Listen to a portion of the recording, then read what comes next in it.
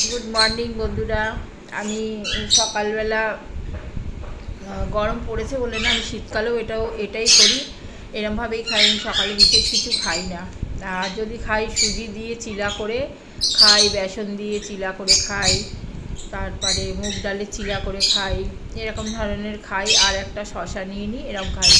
আমি খুব একটা খাই না। চেহারাটা যদি বলবে তুমি মোটা কেন আন্টি, আমি মোটা হচ্ছে আমার থাইরয়েড প্রচুর আছে, আর আমাদের বংশগত মোটা আমরা, ঠিক আছে। আমি কমানোর জন্য অনেক চেষ্টা করি, তবে আমি আরও মোটা ছিলাম, আমি একটু কমেছি।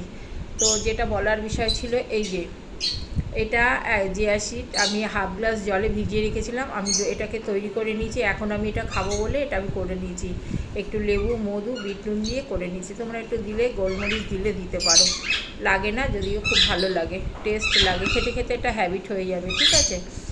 আর এটা ওই জিয়া সিডটা খাওয়ার পরে এরকম আরও 3 গ্লাস জল খেয়ে আধা ঘন্টা পর তুমি আবার যাই হোক কিছু খেতে পারো, তোমার খেতে লাগবে না, পেটটা ভরাই থাকে।